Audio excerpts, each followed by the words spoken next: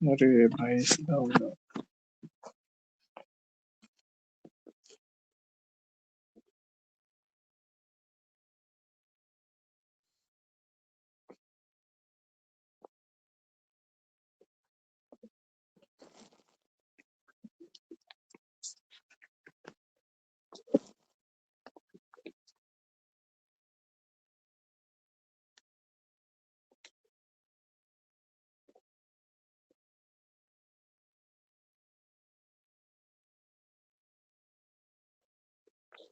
आ गए सब लोग? कितने लोग हैं क्लास में?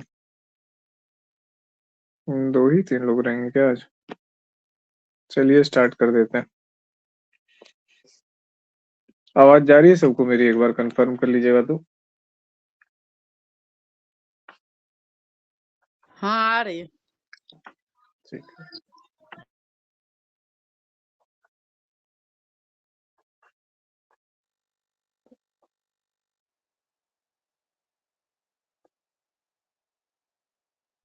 एक सेकेंड।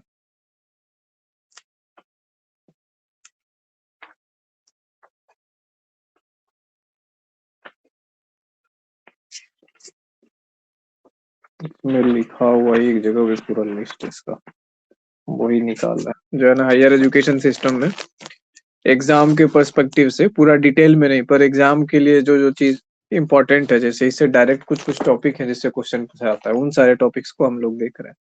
ठीक है, एग्जाम के लिए बस, तेजी से। तो अब इसमें हम लोग देख रहे हैं कि हायर एजुकेशन क्या चीज होती है। ये चीज देखना समझना है हम लोगों को। किसी का माइक ऑन रह गया क्या?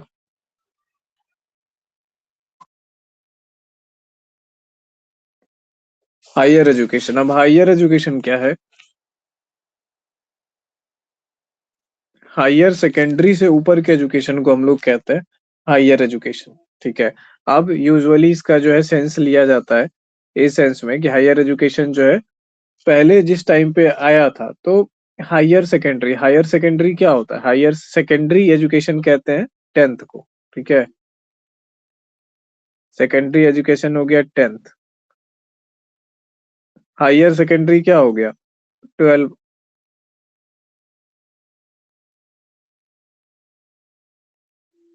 12 वो कहते थे। तो पहले जो है ना, 12 क्लास के ऊपर के एजुकेशन को हायर एजुकेशन कहा जाता था। अब हायर एजुकेशन का मतलब होता है ग्रेजुएशन के ऊपर। तो पहले हमारे यहाँ जो शिक्षा का मॉडल था वो क्या था? 10+2+3 था, जिसमें बहुतायत में हम लोग पढ़े, शायद आप लोग भी 10+2+3 मॉडल से ही पढ़े होंगे, ज्यादातर तो यही संभावना है। अब क्या हो गया है? अब क्या हो गया है? 10+2+4 ये मॉडल हो गया है। ठीक है, ये 4 साल की डिग्री की बात की जा रही है, 10+4+2, तो ये बेसिक मॉडल है। इसके ऊपर जब आप जाते हैं तो हायर एजुकेशन कहलाता है। और अभी के टाइम, हम लोग के टाइम में क्या हुआ कि 10+2+3 यानी ग्रेजुएशन, यहाँ तक आप ग्रेजुएट हो जाएंगे। 10+2+4 तक आप ग्रेजुएट, आप बैचलर्स डिग्री प्राप्त कर लेते हैं। उसके ऊपर आप जा रहे हैं तो हायर एजुकेशन है। तो अब हायर एजुकेशन में क्या होता है, किसको रेफरेंस करते हैं? हायर एजुकेशन का अर्थ है कॉलेज, यूनिवर्सिटी। और कॉलेज और यूनिवर्सिटी की बात करेंगे तो अलग अलग तरह के आते हैं। प्रोफेशनल स्कूल्स भी आते हैं, प्रोफेशनल कॉलेज, जैसे एमबीए के लिए स्कूल्स हैं, आईआईएम्स हैं। ठीक है, मेडिकल स्कूल्स हैं, म्यूजिक स्कूल्स हैं। तो स्कूल कहने का मतलब स्कूल लेवल नहीं, ठीक है, हायर एजुकेशन जहाँ पे स्पेशली उस चीज की पढ़ाई की जाती है, जहाँ स्पेशलिस्ट बनाया जाता है किसी भी फील्ड का। अब इसके साथ जो है सबसे पहला इंपॉर्टेंट क्वेश्चन जो है वो ये आता है कि भारत में हायर एजुकेशन को प्लान करने के लिए, ठीक है, सबसे पहले कौन सी बॉडी बनाई गई? तो यूजीसी बनाई गई है, यूनिवर्सिटी ग्रांट्स कमीशन। कब बनाई गई है? 1953 में सेटअप किया गया। किस लिए किया गया? हायर एजुकेशन के रेगुलेशन के लिए और प्रमोशन के लिए।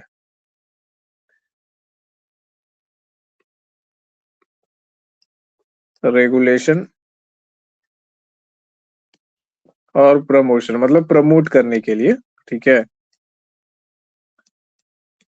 और उसके बाद क्या, यूनिवर्सिटी ग्रांट्स कमीशन में जी फॉर क्या होता है, ग्रांट, ग्रांट मतलब धन, ठीक है, डोनेशन जो मिलता है। तो यूनिवर्सिटी ग्रांट कमीशन का काम क्या था, कि उसको देखना था कि यूनिवर्सिटी को ग्रांट करने का कमीशन था, वो यूनिवर्सिटी को खर्च देती थी कि भैया हम तो आपको पैसा दे रहे हैं, आप जो है शिक्षा दो लोगों को। तो बेसिकली उस पर्पज से बनी थी। तो एक चीज जो है ये याद रखना है, यूजीसी 1953। उसके बाद आगे हम लोग बढ़ते हैं। इसके अलावा भी एक बॉडी बनी थी 1947। 1947 में कब हुए थे हम लोग, आजाद हुए थे, ठीक है।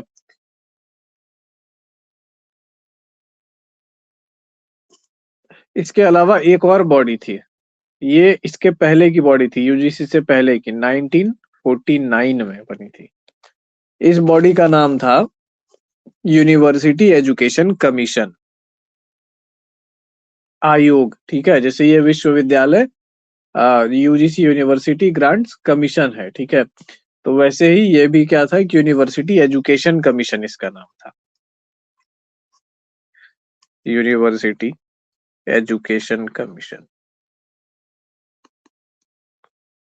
पहले क्या बना है, तो पहले यूनिवर्सिटी एजुकेशन कमीशन बना है। तो क्या बात हुई, यूनिवर्सिटी एजुकेशन कमीशन में कीवर्ड क्या है, आप लोगों का ध्यान दीजिएगा कि कीवर्ड जो है वो है एजुकेशन। अर्थात ध्यान कहाँ दिया जा रहा है, ध्यान एजुकेशन पे दिया जा रहा है, शिक्षा पे दिया जा रहा है, कि शिक्षा में कैसे सुधार किया जाए, क्या बदलाव ले लाए जाए, है ना, कोर्स को कैसे रीऑर्गेनाइज किया जाए। इसको भी हम लिख देते हैं नीचे, ये चीज सही रहा है, क्योंकि पूछा जा सकता है यूनिवर्सिटी एजुकेशन कमीशन में क्या क्या चीजें हैं। रिकमेंडेशन देता, जो कमीशन होता है ना वो रिकमेंडेशन देता है। कमीशन का अर्थात क्या है, अर्थ क्या होता है, कमीशन का अर्थ ये है कि कुछ लोगों के एक जो है ना, मतलब कमिटी बना दी एक तरीके से समझिए, तो इसमें 10-15 लोग या 20 लोग जो है ना वो लोग बैठे हैं, अब उनका काम जो है यही है। कमिटी और कमीशन जो है लगभग एक जैसा वर्ड, आप समझ सकते हैं। ये किस वर्ड से आता है, ये आता है कमिटमेंट वर्ड से, ठीक है। जब आप 4-5 व्यक्ति को एक कमिटमेंट दे दिया आपने कि हम आपको एक टीम के तौर पे बनाते हैं, और आपका ये कमिटमेंट है कि आप इस काम को करेंगे।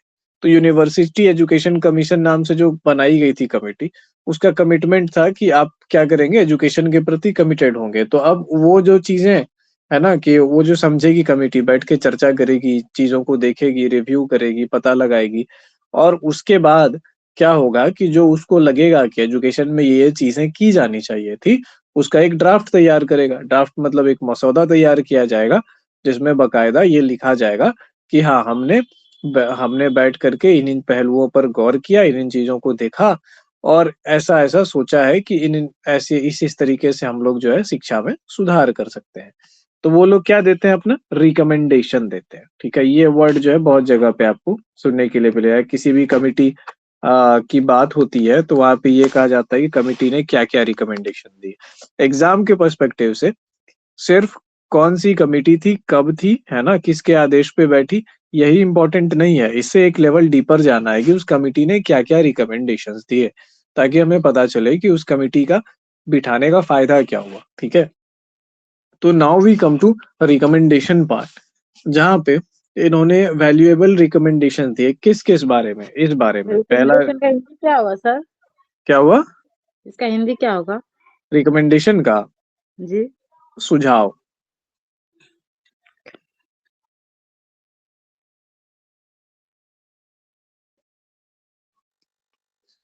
चलिए, तो इन्होंने क्या किया कि यूनिवर्सिटी आयोग का विश्वविद्यालय शिक्षा आयोग, ठीक है, यूनिवर्सिटी एजुकेशन कमीशन ने कुछ सुझाव दिए सरकार को। सरकार ने इसको बनाया तो क्या क्या सुझाव सुझाव दिए, तो पहला सुझाव ये था, रीऑर्गेनाइजेशन ऑफ कोर्सेस। जो कोर्सेज हैं हमारे पास, secondary higher secondary sorry higher secondary के ऊपर के कोर्सेज, यानी 12 के ऊपर के जो कोर्सेज है, जो कॉलेज लेवल के कोर्सेज है, उनका रीऑर्गेनाइजेशन किया जाए, उनको फिर से जो है ना ऑर्गेनाइज किया जाए। उसके बाद दूसरा क्या दिया, दूसरा इन्होंने टेक्निक्स ऑफ इवैल्यूएशन पर दिया, कि जो जैसे पढ़ाई तो हम लोग करते हैं, है ना, तो बच्चों को पढ़ा दिया और पढ़ाते जा रहे हैं, और इवैल्यूएशन कैसे हम उनकी परीक्षा लेंगे, कैसे हम इवैल्यूएट करेंगे कि कितनी लर्निंग हुई, है ना, क्या आउटकम आया। तो टेक्निक्स ऑफ इवैल्यूएशन की जब हम लोग बात करते हैं, तो क्या बात आती है कि बात ये आती है कि कैसे आप इवैल्यूएट करोगे, क्या-क्या तरीका होंगे इवैल्यूएशन के, वाइवा होगा, है ना, एमसीक्यू होगा, शॉर्ट आंसर होंगे, लॉन्ग आंसर्स होंगे। उसके बाद कितने-कितने टाइम के बाद जो है एग्ज़ाम रिपीट किया जाएगा, साल में कितने बार एग्ज़ाम होंगे। जैसे अभी अपने पास इवैल्यूएशन के कितने तरीके हैं। आपने पीजी के कोर्सेज़ किया, तो आपने पाया है कि इवैल्यूएशन का पहला तरीका क्या होता है, असाइनमेंट। कि आपको जो पढ़ाया गया है, वो असाइनमेंट के रूप में फॉर्मल इवैल्यूएशन होता है कि एक असाइनमेंट दिया गया, आप उसपे काम करके लाओ और हम आपके काम की क्वालिटी को जाँचेंगे कि आपने कैसा काम किया। तो वो तरीका है। फिर इंटरनल परीक्षाएँ हैं, एक्सटर्नल परीक्षाएँ हैं। इसके अलावा क्लासरूम इवैल्यूएशन भी होता है कि टीचर जो है खड़े कर के किसी-किसी से पूछ लेते हैं या फिर ऐसे ही क्लास में जनरल क्वेश्चन थ्रो करते हैं कि देखते हैं कौन जो है क्वेश्चन का आंसर अटेम्प्ट करने की कोशिश करता है, कितने बच्चे करते हैं और इस हिसाब से पता चलता है कि किस तरीके से चीजें हो रही है। तो टेक्निक्स ऑफ इवैल्यूएशन को रिकमेंड किया इन्होंने। अब इसके बाद आते हैं मीडिया ऑफ इंस्ट्रक्शन, ठीक है। सिखाने का माध्यम क्या होगा, शिक्षा का माध्यम, इसको आप हिंदी में लिख सकते हैं, मीडिया ऑफ इंस्ट्रक्शन, शिक्षा का माध्यम।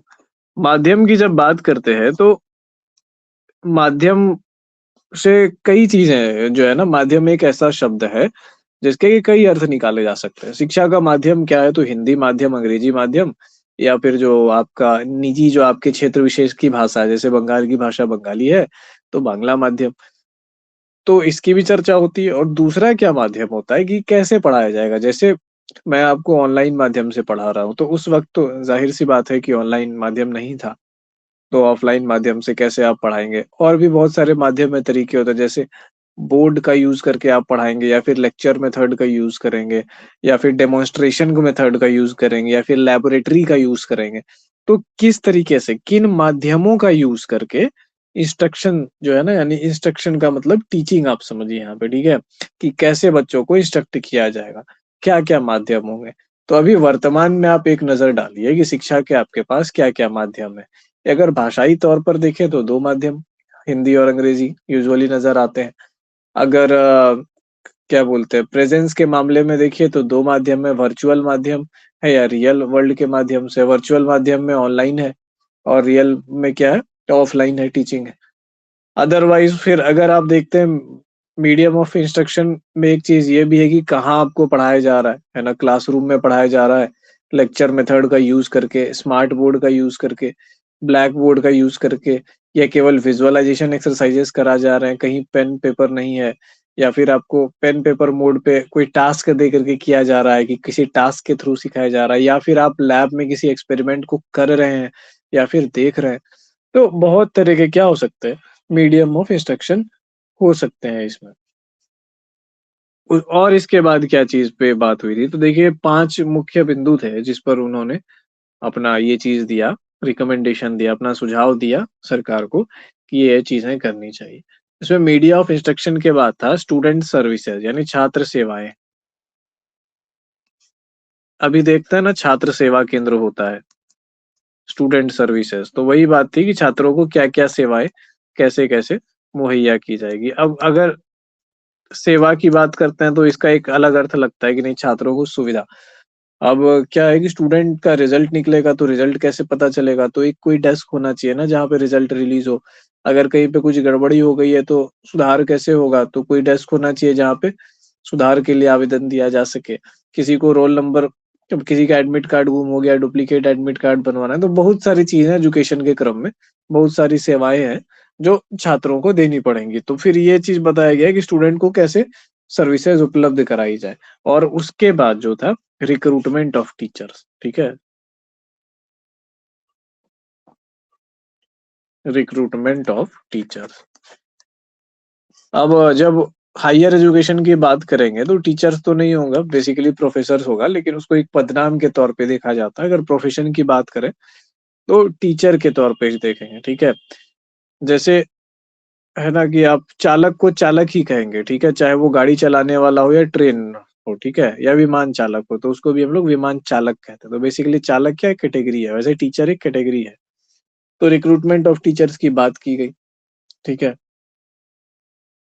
तो ये सब चीजें जो है किसके अंदर आती है, ये सब आती है 1949 के यूनिवर्सिटी एजुकेशन कमीशन के सुझावों में कि ये चीजें जो है की जानी चाहिए।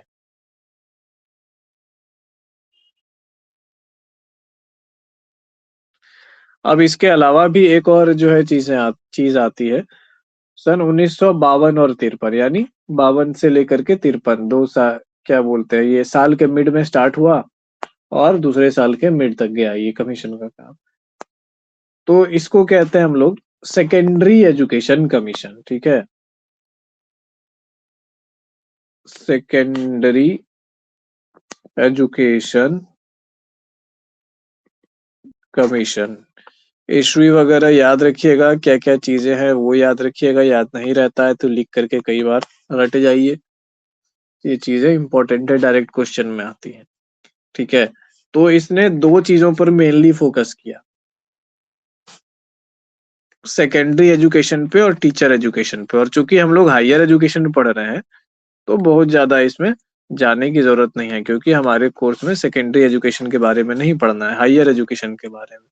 और इसमें टीचर एजुकेशन की बात की गई। अब टीचर एजुकेशन क्या चीज है, टीचर्स ट्रेनिंग कॉलेज होता है, जानते हैं ना, बीएड करते हैं लोग, डीएलएड कर रहे हैं, डिप्लोमा पीजी डिप्लोमा। तो टीचर को कैसे एजुकेट किया जाए कि आप जाकर के क्लास में पढ़ाएं। अब कई बार क्या होता है ना कि शिक्षित शिक्षा देने का गुण, टीचिंग का गुण कई लोगों में नैसर्गिक होता है, प्रकृति ने उन्हें गिफ्ट किया हुआ है। उन्होंने कोई बीएड नहीं किया, उन्हें कोई टीचिंग की आवश्यकता नहीं है, दे आर लाइक वो क्लास में घुसेंगे और बेजोड़ पढ़ाएंगे, बच्चों को अटेंटिव कर लेंगे, और नेचुरली उनके अंदर वो टैलेंट है ना, उनको किसी ट्रेनिंग की आवश्यकता नहीं है। पर सभी लोग तो ऐसे नहीं है ना, तो क्या जरूरत, तो अब बच्चों के साथ तो अन्याय होना नहीं चाहिए। हर बच्चा डिजर्व तो करता ही है कि उनको हर एक टीचर अच्छा मिले।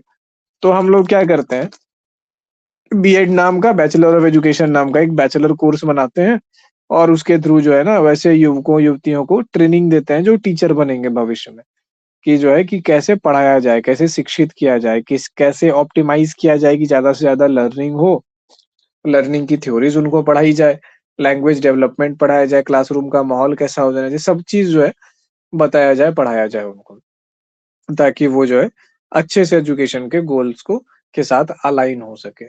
तो ये चीजें हुई।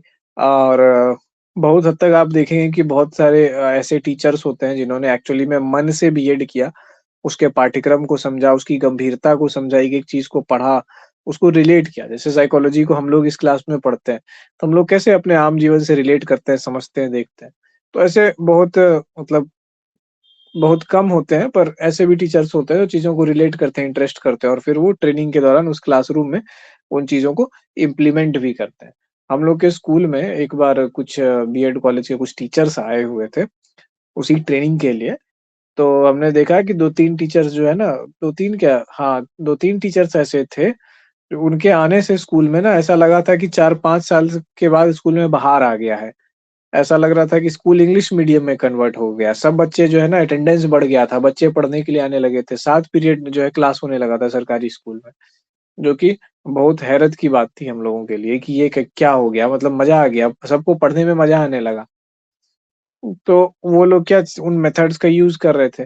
और बाकी सरकारी स्कूल में जो टीचर्स थे वो तो जानते हैं कि सरकारी का काम तरकारी वाला एकदम एकदम हरामखोर वाला जो काम होता है, बिल्कुल वैसा ही रहता है कि हमको मुफ्त का जो है ना करने के लिए, मतलब बैठे हैं हम यहाँ पे, हमको कुछ काम नहीं करना है, हमको बस सैलरी उठाना है और आंदोलन करना है, इसके अलावा कुछ नहीं करना है हमको।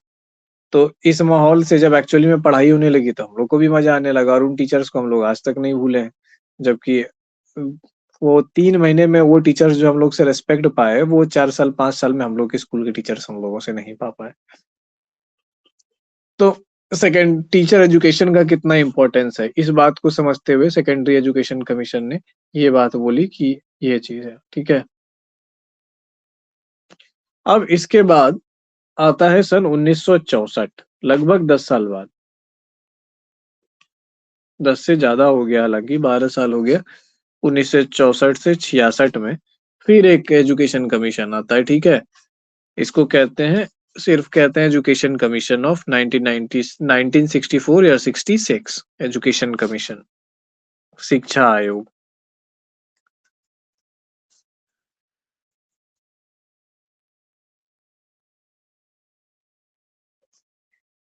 कमीशन क्या चीजें होती है? कमीशन वो दल है जिसको सरकार ने बनाया होता है, बिठाया होता है समय समय पे, जगह जगह पे, कि जाओ आप जो है ना शिक्षा की स्थिति का मूल्यांकन करो और देखो कि क्या चीज है। अब सरकार का क्या काम है? देश को चलाना।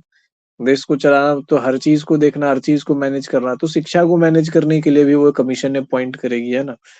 जैसे कानूनों में क्या बदलाव है, बदलाव आने चाहिए, या समय के साथ क्या मांग है कानून के बदलाव की, क्या चीजें हैं, तो उसके लिए लॉ कमीशन सेट करेंगे। जैसे अभी आप आजकल देख रहे हैं कि पूरे भारत में जस्टिस फॉर मेन की जो है पूरा बात हो रही है कि कानून ऐसे क्यों है कि जिसमें सारे अपराध जो है विमेन के प्रति ही है। अगर मेन के प्रति जो है बिल्कुल वही सब चीजें की जाती है जो एक विमेन के साथ की जाए, तो अपराध की श्रेणी में आती है। तो वही सब चीज अगर मेन के साथ होता है तो फिर वहां कानून में ऐसा क्यों नहीं लिखा हुआ है कि वो चीज अपराध है? मेन विक्टिम क्यों नहीं हो सकता उन अपराधों का? तो नहीं हो सकता है। तो इस तरह के जो कानून है, इस तरीके के कानूनों के ऊपर जब चर्चा होगी कि समय के साथ क्या ये चीज है, तो गवर्नमेंट क्या करेगी? एक लॉ कमीशन बिठाएगी, है ना। एक कानूनी आयोग बिठाएगी, उसमें कानून के कुछ सलाहकार लोग होंगे, कुछ एक्सपर्ट लोग होंगे, सुप्रीम कोर्ट के जजेस होंगे, है ना। कुछ समाज के लोग होंगे, कुछ सोशल वर्कर्स हो सकते हैं जो इस फील्ड में काम करते होंगे, लॉयर्स हो सकते हैं। तो जो लोग इस फील्ड से जुड़े हुए लोग हैं, कुछ सामाजिक संस्थाएं होंगी, जैसे जो पुरुषों के हित के लिए काम करती होंगी उनके लीडर्स होंगे, कुछ महिलाओं के हित के लिए काम करने वाली जो संस्थाओं के लीडर्स होंगे। तो ये लोग सब बैठ करके देखेंगे कि वक्त की क्या जरूरत है कानून को बदलने की, वक्त कैसे डिमांड कर रहा है। उसके बाद वो अपना रिकमेंडेशन, अपना सुझाव सरकार को भेजेंगे कि ऐसी ऐसी स्थिति है, अब ये ऐसा ऐसा करने की आवश्यकता है, तब सरकार उस पर एक्शन लेगी। तो कमीशन जो होते हैं ऐसे ही काम करते हैं। मान लीजिए कि टैक्स रिवीजन की आवश्यकता है, ठीक है। जितना आप टैक्स दे रहे हैं वो सरकार को कम लग रहा है, सरकार को लग रहा है कि 100 रुपए में जो है 60 रुपया भी टैक्स कम है, तो फिर से एक टैक्स कमीशन बिठाते हैं। टैक्स कमीशन बैठा, उसने देखा कि जो नहीं भाई, आप तो ऑलरेडी 100 में 60 रुपए टैक्स ले रहे हो, तो बहुत ज्यादा टैक्स ले रहे हो, तो जो है ना अब इसको कम करने की आवश्यकता है। अब इतना ज्यादा टैक्स अगर ले लोगे तो फिर आपके देश में क्या होगा? माइग्रेशन स्टार्ट हो जाएगा। लोग जो है ना, इंडस्ट्रीज आपका देश छोड़ के आपके देश में पैसा कमाएंगी, और जैसे ही वो बड़ी हो जाएंगी, एक आकार में बड़ी हो जाएंगी, तो वो आपका देश छोड़ के दूसरे जगह शिफ्ट हो जाएंगी। जो भी आपका ह्यूमन रिसोर्स है वो भी दूसरे जगह, दूसरे विदेश में जाने लगेगा, चाहे मजदूर का काम हो या कुछ भी हो। तो लोग आपका देश छोड़ने लग जाएंगे, तो इतना ज्यादा मत टैक्स बढ़ा दो। तो वो सुझाव देगी। अब सुझाव दिया सरकार को, अब सरकार का मन है उसको माने या ना माने, सरकार का मन है कि नहीं कोई बात नहीं, वो तो जब होगा तब होगा ना। वो 20 साल बाद ऐसा होना चालू होगा। हम तो अभी 5 साल के लिए सरकार में आए, 10 साल के लिए सरकार में, फिर कौन होगा जाने का। वो 10 साल तक हमको नोट छापना है, चलो निकाल दिया पॉलिसी। अपना पॉलिटिक्स, अपना जेब भरना चाहिए। तो सरकार ने अपने पॉलिटिकल फायदे के नजरिए से ऐसा कर दिया, टैक्स बढ़ गया। लेकिन करने वाला कौन था बीच में? कमीशन। कमीशन का रोल बेहद इंपॉर्टेंट है। तो वैसे ही जो है एजुकेशन कमीशन, एजुकेशन के फील्ड में सरकार समय समय पे बिठाती आ रही है। तो ये मत समझिए है कि क्यों बैठ गया, कैसे बैठ गया, ये समय समय पर जो है ना कमीशन आते ही रहते हैं। तो ऐसा कुछ इसके लिए कोई बड़ी घटना की होने की आवश्यकता नहीं है, कुछ ऐसा हो गया तो कमीशन बैठ गया, नहीं। ये नॉर्मल प्रक्रिया है सरकार की। तो इन्होंने क्या किया कि रिव्यू किया, ठीक है। ये जो कमीशन था, एजुकेशन कमीशन 1964 का, इसका काम था पूरे पूरा एजुकेशन सिस्टम का, है ना, रिव्यू करना, ठीक है। Review entire field of education, पूरी जो शिक्षा का क्षेत्र है। ये एजुकेशन कमीशन का ही काम था सर। हाँ, एजुकेशन कमीशन 1964 का जो था, किसी भी कमीशन को उसके टाइम के साथ याद रखा जाता है। जैसे सेकेंडरी एजुकेशन कमीशन 1952 का, एजुकेशन कमीशन 1964 का, ऐसे करके केवल कमीशन के नाम से कभी कभी याद रखा जाता है जब उसमें किसी एक विशेष व्यक्ति का नाम जुड़ा हो।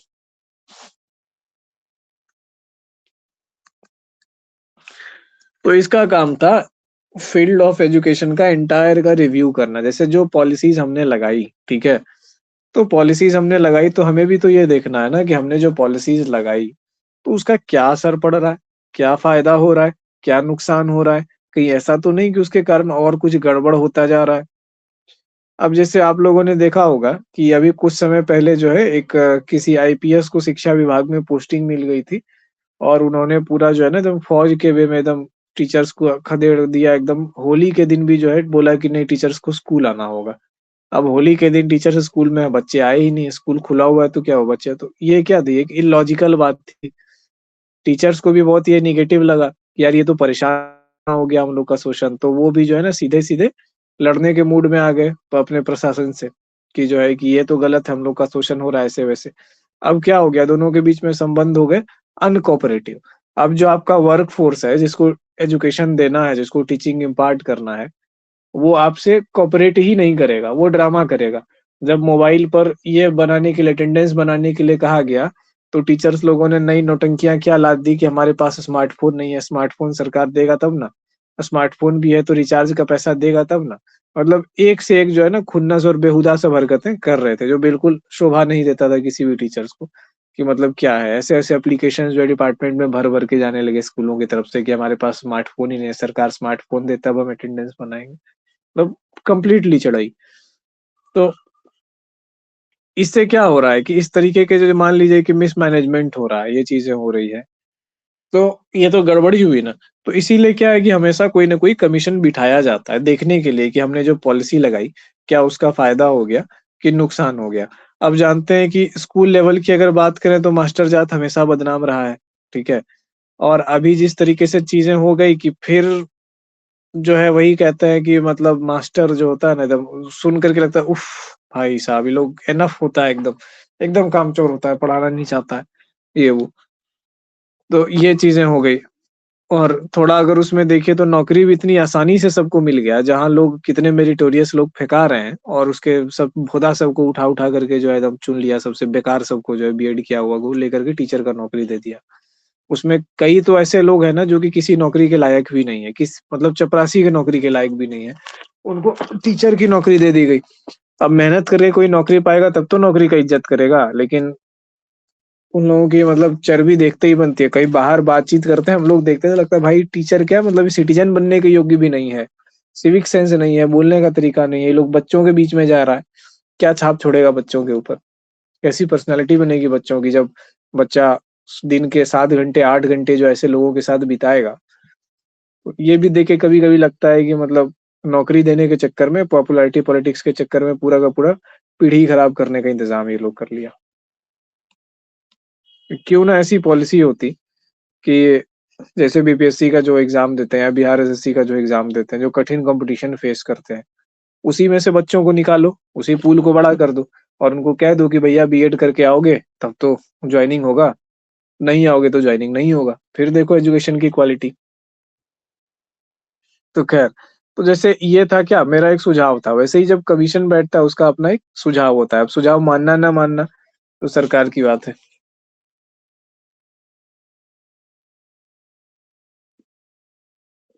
तो ये जो है ना कमीशन इसने और एक चीज़ क्या की, रिव्यू किया और रिव्यू करने के बाद इसने बोला कि एक नेशनल पैटर्न ऑफ एजुकेशन होना चाहिए।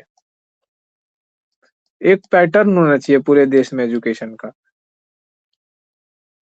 अभी देख रहे हैं एक पैटर्न है ना 10वीं 1 से लेकर के 10वीं तक का जो एक स्ट्रक्चर है, तो ऐसा पैटर्न उस टाइम पे नहीं हुआ करता था, सब जगह अलग-अलग होता हुआ, कहीं इतना साल में जो है आप सेकेंडरी कर रहे हैं, कहीं 10 साल में सेकेंडरी कर रहे हैं, कहीं 6 साल में सेकेंडरी कर रहे हैं। इसीलिए सुनते होंगे 5वीं पास, 8वीं पास, 10वीं पास, ये अलग-अलग किस-किस स्टेट में कितने को जो है सेकेंडरी लेवल माना जाएगा, ये अलग-अलग हुआ करता था। तो इन्होंने बोला कि नहीं ऐसा नहीं, पूरा यूनिफ़ॉर्मिटी लाते हैं, डेवलप करते हैं एक national pattern all stage of education के लिए। तो इसने क्या किया, इससे बनी नेशनल पॉलिसी ऑफ एजुकेशन, ठीक है? 1968 में पहली बार इस कमिटी का देन था। 1964 के एजुकेशन कमिटी का देन क्या था? 1968 की नेशनल पॉलिसी ऑफ एजुकेशन यानी राष्ट्रीय शिक्षा नीति। पहली बार हमारे देश में एक शिक्षा नीति बनी जो पूरे राष्ट्र पर लागू होगी। अब देखिए जैसे भारत के संविधान को या इस चीज़ों को जब आप समझते हैं, जानते हैं, तो क्या होता है कि आप समझते हैं कि भारत के संविधान में जो है ना 2 तरह की जो है शासन की प पद्धति है। एक स्टेट गवर्नमेंट की व्यवस्था है और एक सेंट्रल गवर्नमेंट की व्यवस्था है। 2 सरकारें चलती है यहाँ पे, है ना? एक राष्ट्रीय स्तर पर अलग सरकार है और स्टेट के लेवल पे अलग सरकार, और दुनिया में सिर्फ एक अब कौन आ रहा है भाई इस टाइम पे? 8 बजे?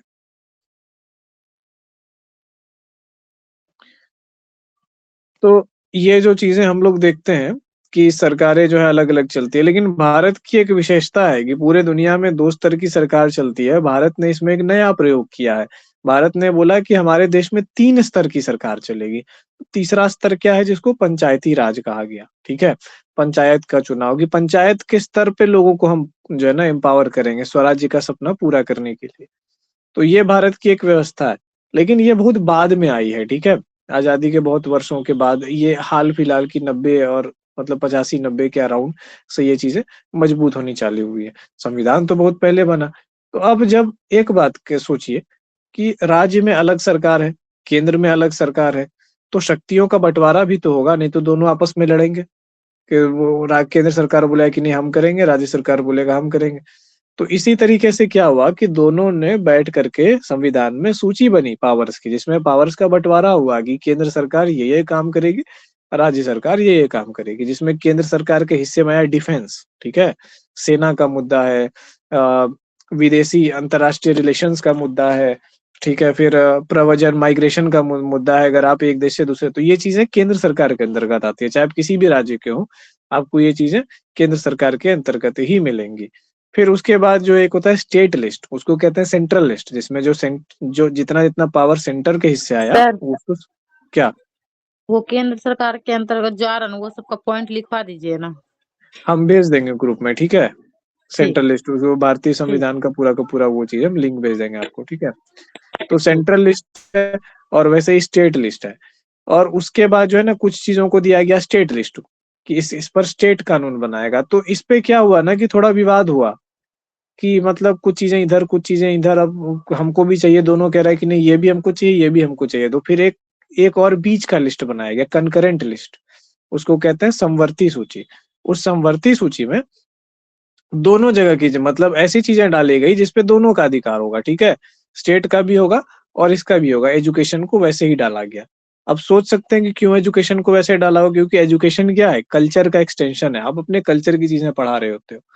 अब अगर स्टेट का जो व्यक्ति है, जैसे बंगाल का आदमी है, तो वो तो चाहेगा ना भाई कि बंगाली उपन्यास, बंगाली साहित्य, बंगाली गीत, ये सब बंगाली कल्चर जो है लोगों को सिखाया जाए एजुकेशन में। लेकिन क्या असम का आदमी उसको पढ़ना चाहेगा? नहीं पढ़ना चाहेगा, वो अपना पढ़ाना चाहेगा। तमिल जो है वहाँ का है, वो तमिल स्टेट के लोग क्या करेंगे? अपना तमिल कल्चर को प्रमोट करना चाहेंगे। तो इसी के कारण से क्या हुआ कि अगर आप सेंट्रल पॉलिसी भी बनाते हैं, अगर आप सेंट्रली एजुकेशन को ये चीज़ करते हैं, तो सबके कल्चर और आइडेंटिटी का तो खत्म होने की बात हो जाती है। और भारत की लड़ाई लड़ी क्यों गई थी? भारत की लड़ाई लड़ने के पीछे अपने कल्चरल आइडेंटिटी की भी तो प्रमुख भूमिका थी ना। सब लोग अपने-अपने कल्चर, अपने-अपने छोटे-छोटे जो स्टेट होते थे, उसपे प्राइड करते थे, अपने तरीके से जीना चाहते थे। अब अंग्रेज़ क्या कर रहे थे, सबको मिटा के बोलते नहीं, सब लोग कोट पैंट पहनो, इंग्लिश बोलो, सब अपना कल्चर भूल जाओ, क्रिश्चियन बन जाओ। तो ये एक बहुत ही जो है ना मतलब लोगों के ऊपर आघात जैसा था कि भाई तुम हमारी आइडेंटिटी को खत्म करके हमको गुलाम एकदम पूरा बना देना चाह रहे हो। और वही चीज़ अगर भारत सरकार करेगी तो फिर क्या अंतर हो जाएगा दोनों में? तो भारत सरकार ने आज़ादी दी। आज़ादी का क्या मतलब था कि सबको फ्रीडम है अपनी आइडेंटिटी का, अपनी सोच का, अपनी शिक्षा का, अपने कल्चर का। तो इसी के कारण से यही कारण है कि स्टेट लिस्ट में भी एजुकेशन है और सेंट्रल लिस्ट में भी है, यानी इसका मतलब है समवर्ती सूची में है, बीच वाले में। तो अब बताइए कि कोई चीज़ अगर समवर्ती सूची में है और हमने नेशनल पॉलिसी ऑफ एजुकेशन बना दी, अब केंद्र सरकार ये कह रहा है कि भाई हमने एक पॉलिसी बना दी, अब सबको मानना पड़ेगा, तो क्या सारे स्टेट्स मानेंगे? नहीं मानेंगे। बहुत स्टेट्स होंगे जो बोलेंगे नहीं आपका आपका ये चीज़ है, हम नहीं मानेंगे, हमको अलग चाहिए। तो बस यही अंतर है एनसीईआरटी और एससीईआरटी, 2 चीज़ें हैं, ठीक है? एनसीईआरटी हो गया national council of education research and training, और उसी का जो है स्टेट लेवल का बॉडी समझ लीजिए कि एससीईआरटी है, जो स्टेट लेवल पे वो चीज़ है। तो सबका अपना-अपना है, कहीं पे एससीईआरटी नाम है, कहीं पे कुछ नाम है। तो अब जैसे बिहार सरकार ने क्या किया है कि पूरे के पूरे एनसीईआरटी मॉडल को पूर्णतः अपना लिया है। तो बिहार सरकार जो किताबें छापती है, 11 मतलब बिहार बोर्ड के लिए, जैसे सीबीएसई में आप एनसीईआरटी की किताबें पढ़ते हैं, तो बिहार बोर्ड से अगर आप +2 करेंगे या 10th करेंगे तो एससीईआरटी की किताबें पढ़ेंगे, और दोनों किताबें में सब कुछ सेम है। केवल जहाँ पे एनसीईआरटी का लोगो होता है, लोगो भी सेम है, और लोगो में एनसीईआरटी की जगह एससीईआरटी लिखा हुआ है और बिहार लिखा हुआ है एनसीईआरटी न्यू दिल्ली की जगह। ठीक है, बस इतना ही अंतर है। तो सेम टू सेम बुक्स अपना ली, लेकिन पहले जिस टाइम पे हम लोगों ने 10th किया था, तब यानी 2009 में स्टेट लेवल्स की किताबें हम लोग 10वीं जब किए थे, तो हम लोग के बिहार बोर्ड की किताबें अलग होती थी, जिसको सीबीएसई की किताबों से बहुत हद तक बेहतर भी माना जाता था। और सीबीएसई की किताब को हम लोग मजाक मानते थे कि बिहार बोर्ड में जो बच्चा मैथ में 40 नंबर लाएगा, वो सीबीएसई में मैथ में 80 से कम नहीं लाता था। मतलब हम लोग में फेल करने वाला बच्चा, समझिए किसी तरह पास करने वाला बच्चा, वो सीबीएसई में जो है मतलब टॉपर तो नहीं लेकिन रैंकर में आ जाता था। और आईसीएसई वाला तो खैर इतना पीछे की बात ही मत कीजिए, उन लोग का तो मैथ बर्बाद ही था। तो इस कारण से क्या हुआ कि वो अब पीछे वाली किताब जो है खत्म हो गई। बहुत लोग का आज भी मानना है कि वो बिहार बोर्ड की जो किताबें थी पहले की, वो ज्यादा बेहतर थी तुलनात्मक रूप से एनसीईआरटी के मुकाबले। कुछ स्टेट्स और ने ऐसा कर लिया, जैसे तमिलनाडु बोर्ड की किताबें जो है आर्ट्स में बहुत बहुत ज्यादा बेहतर, कहीं मतलब फार फार बेटर मानी जाती है इससे, क्या बोलते हैं, एनसीईआरटी से।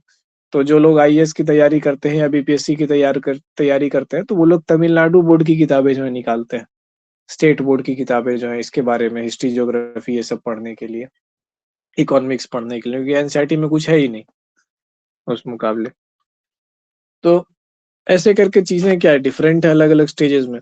तो अब जब आप 1968 में, है ना, जब आप ये चीज करेंगे, आप नेशनल पॉलिसी लाई कि नहीं पूरे राष्ट्र में एक वो चीज करेंगे, पर राष्ट्र में, पूरे राष्ट्र को अभी सुनते हैं वन नेशन वन इलेक्शन, जब भी ये चीज आती है तो हमारा राष्ट्र क्या है, विविधता में एकता भारत की पहचान है। इस विविधता को खत्म करने की बात की जाती है, एकरूपता की बात, वो कभी भी भारत में सफल न हुआ है, न कभी भी नहीं होगा। ठीक है, तो 1968 में जब पॉलिसी आई तो ऐसे ही जो है बहुत सारी चीजों पर हल्ला गुल्ला उठा। तब उसके बाद क्या हुआ, ठीक है,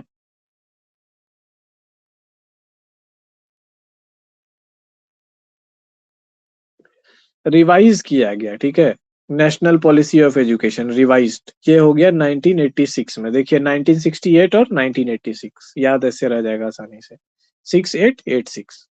ठीक है, इसी पॉलिसी को रिवाइज किया गया पूर्णतः, रिवाइज करके इसको, और जो है इसमें जो जो चीजों की मांग थी वो सब चीजों को शामिल किया, बेटर बनाया। अब इसके बाद एक इम्पॉर्टेंट चीज है, ये हम एग्जाम के पर्सपेक्टिव से आप लोग को ऊपर ऊपर ओवरव्यू दे रहे हैं, नहीं तो एक एक पॉलिसी में घुस करके क्या किंतु कैसे किंतु परंतु ये सब सारा चीज अगर करवाएंगे तो वो जब डिटेल में हम लोग पढ़ेंगे इस चैप्टर को तब करेंगे। अभी सिर्फ एग्जाम के लिए कि क्वेश्चन ऑब्जेक्टिव जो आता है वो टैकल हो जाए। इसके बाद एक इम्पॉर्टेंट कमिटी का जो नाम है वो है Radha Krishnan committee, Radha Krishnan committee.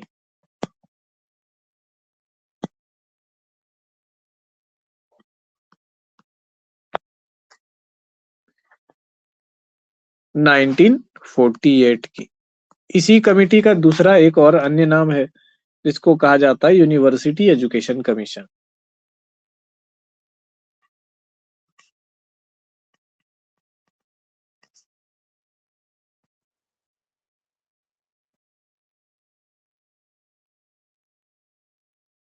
University education commission. अब राधा कृष्णन नाम से तो समझ में आ रहा होगा कि डॉक्टर सर्वपल्ली राधाकृष्णन जो थे उनके नाम से है। ठीक है, डॉक्टर कौन थे ये?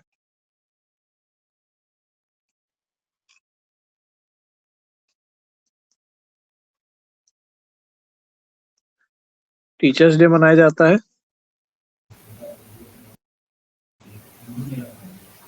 विद्वान थे, और बीएचयू के जो है वाइस चांसलर थे।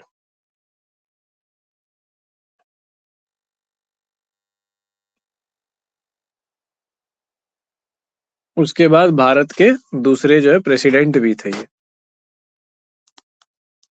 भारत के दूसरे राष्ट्रपति भी थे। पहले राष्ट्रपति कौन थे?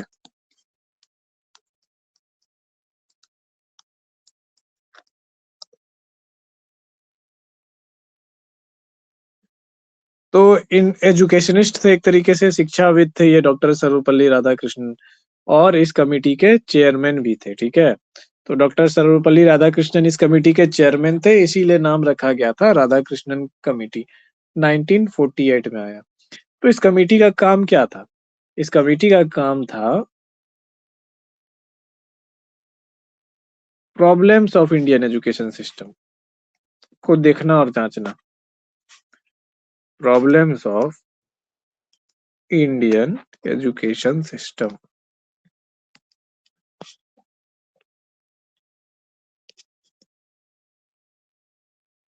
डॉक्टर सर्वपल्ली राधाकृष्णन।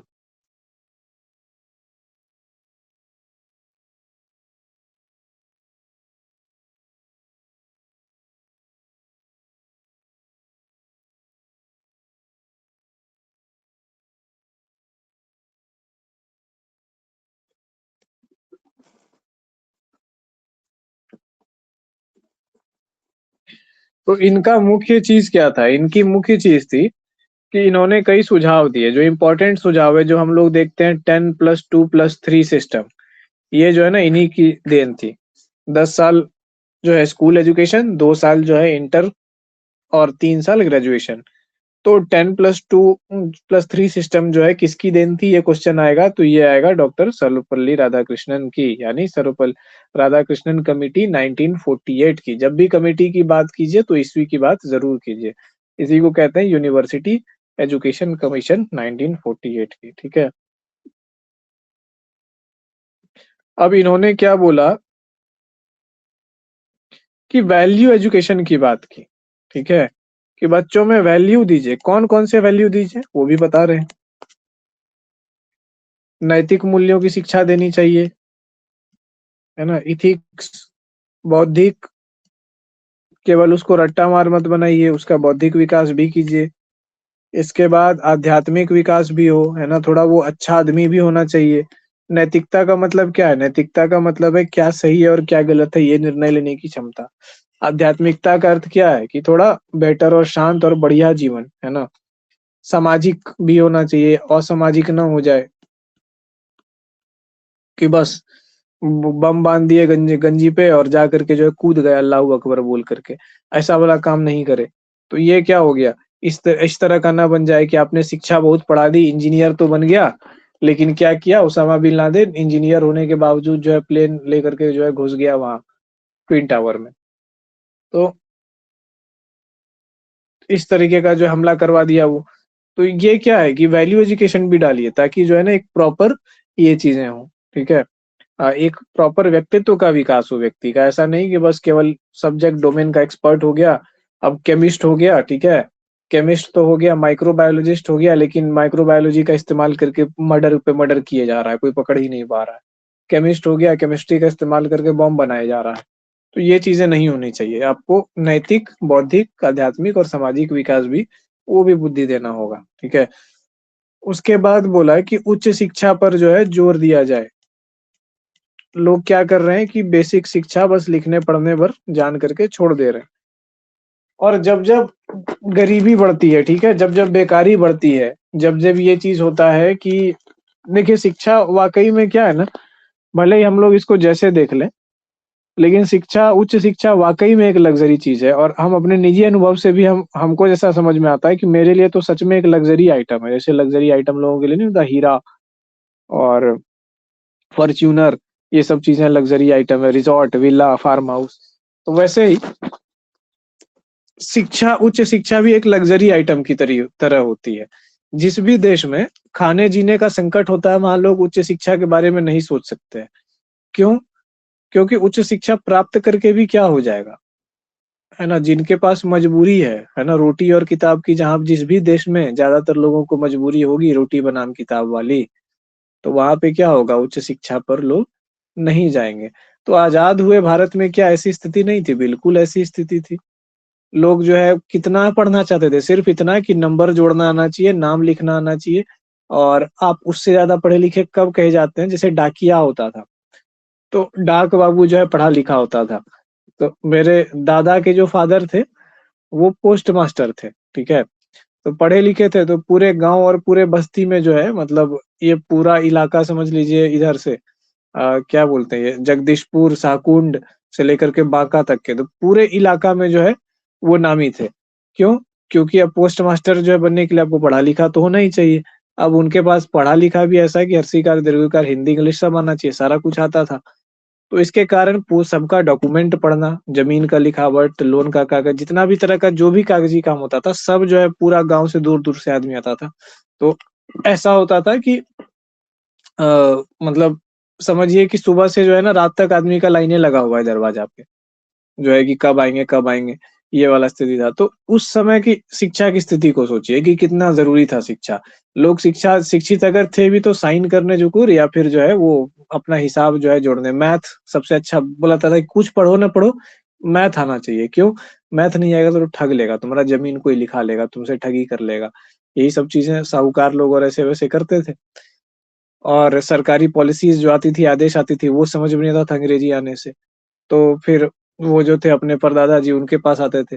फिर हमारे दादा हुए, तो दादा जो है नाज़िर हुए अंग्रेज़ सरकार में। तो ये चीज़ क्या हुआ कि उनकी भी अंग्रेज़ी अच्छी थी।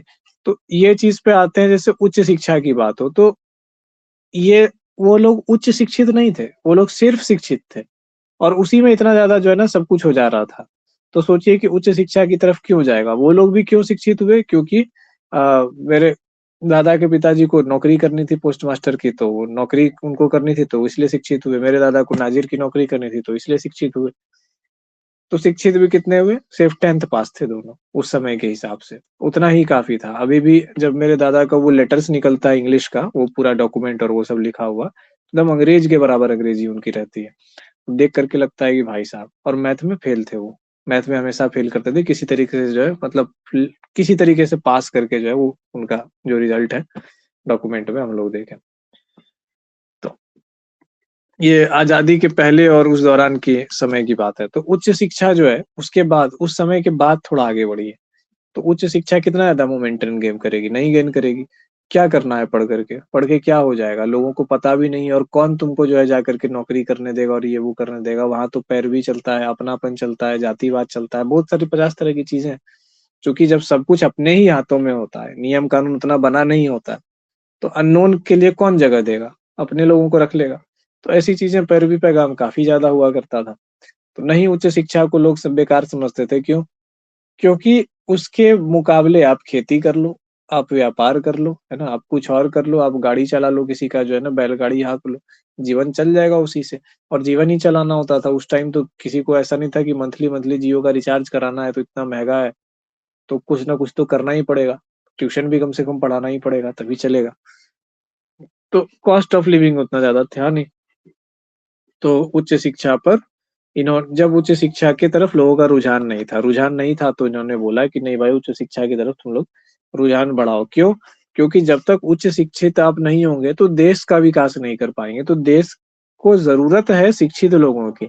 आप याद कीजिए कि भारत में जितनी भी क्रांतियाँ हुई, हरित क्रांति, पीली क्रांति, नीली क्रांति, श्वेत क्रांति, जितने भी उसमें वैज्ञानिक थे, आपको एक उसमें ज़्यादातर वैज्ञानिक आपको बाहर से इम्पोर्ट किए हुए मिलेंगे। भारत में उच्च शिक्षा की वो स्थिति नहीं थी, विज्ञान और तकनीक की वो स्थिति नहीं थी कि भारतीय लोग कुछ कर पाएँ, ठीक है? तो सब चीज़ों के लिए हम लोग क्या कर रहे थे, बाहर से वैज्ञानिकों को इम्पोर्ट कर रहे थे, उनको मन मुताबिक जो है मुँह-माँगा रकम दे रहे थे कि आपको हम इतना पैसा देंगे, आप हमारे यहाँ ये प्रॉब्लम है, आप इसको सॉल्व करो। क्या अभी आज उल्टा नहीं हो रहा है?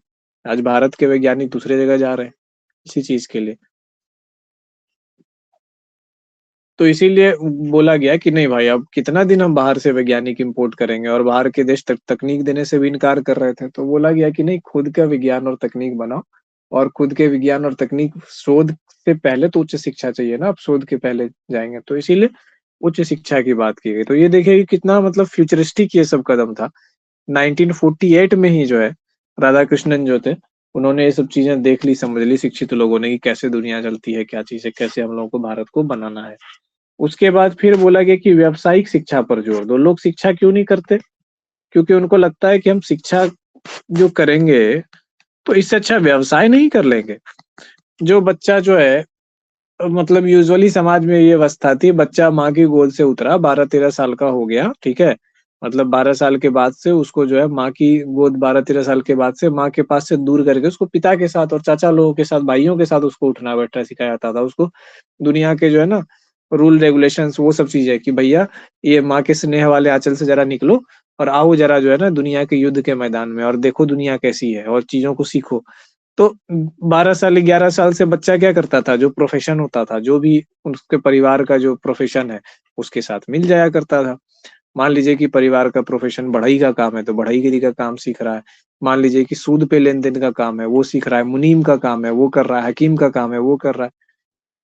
तो कोई आदमी क्यों जा करके पढ़ेगा और कॉलेज में जो है बस्ता ढोएगा और उसके बाद जो है उसको जो सैलरी मिलेगी सरकारी वो काफी कम होगी जो एक व्यापारी या एक बढ़ई या एक लोहार कमा रहा होगा।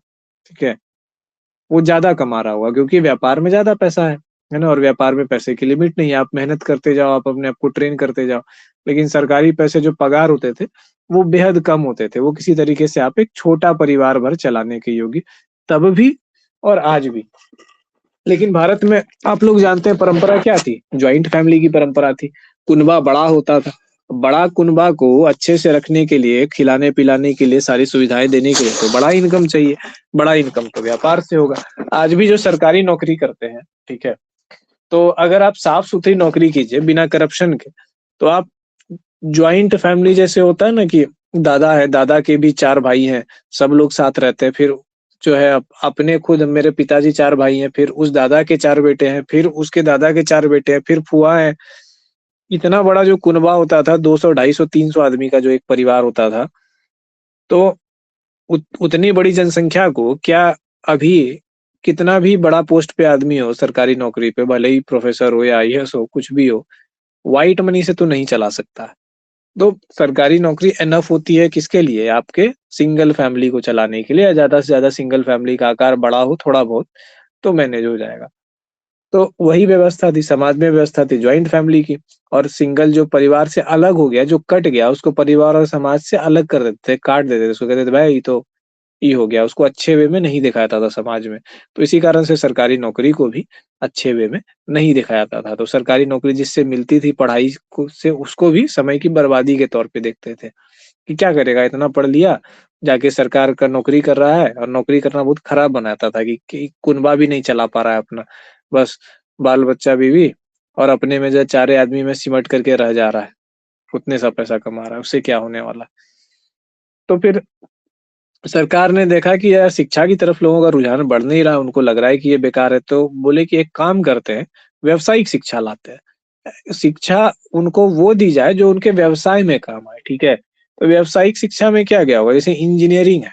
इंजीनियरिंग क्या है कि व्यावसायिक शिक्षा है कि आपको चीजों को मशीन है, मशीनों को बनाने रिपेयर करना, उन सब चीजों के पीछे की चीजें सिखाई जाती है।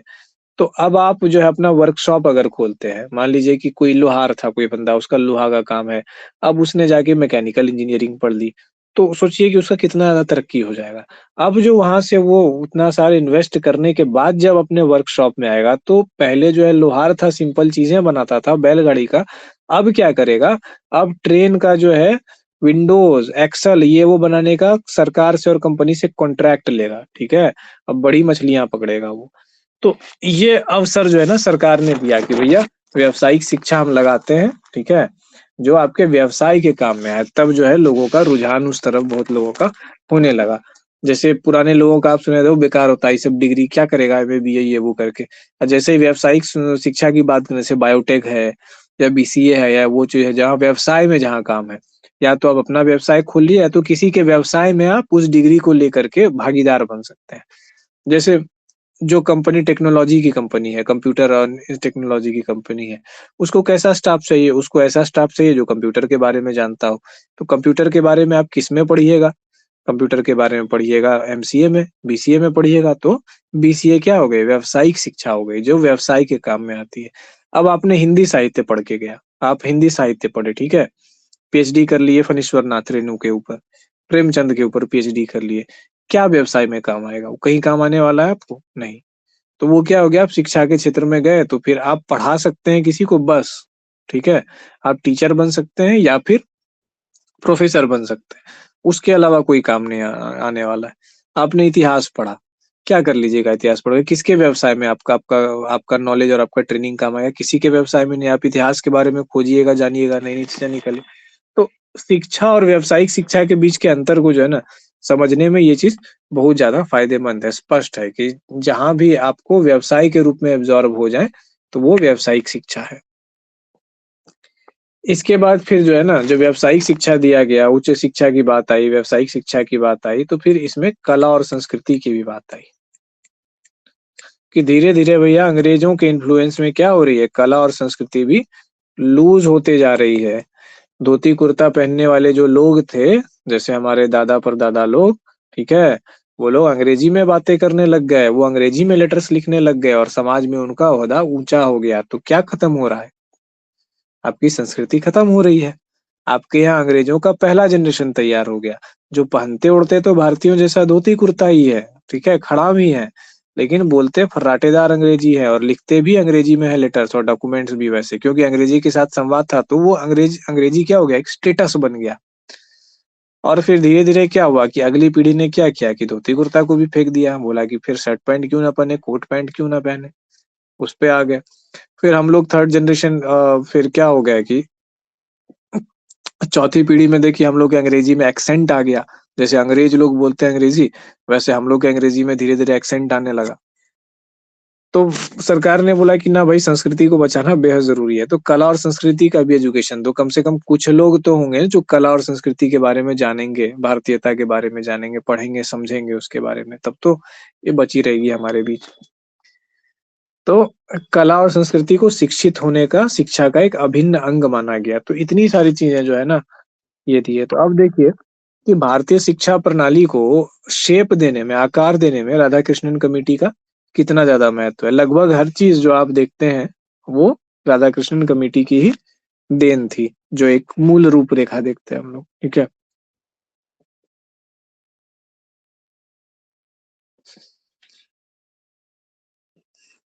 कितना वक्त समय हो गया, 8:36 हो गया, चलिए 1 घंटा हो गया लगभग। आज यहीं पे रोकते हैं, फिर आगे देखते हैं हम लोग, और कुछ कुछ कमिटीज हैं, कल उसको हम लोग एक बार देख लेंगे, उसको समझ लेंगे अच्छा से। जो कमिटीज हैं, कुछ कमिटीज को डिटेल में समझना होता है, जो बड़ी कमिटीज हैं, और छोटी छोटी चीजों को बस खाली ये ऐसे करके देखना है ऊपर ऊपर, ठीक है। तो आज यहीं तक रहने देते हैं हम लोग, और फिर कल मिलते हैं कि नहीं कुछ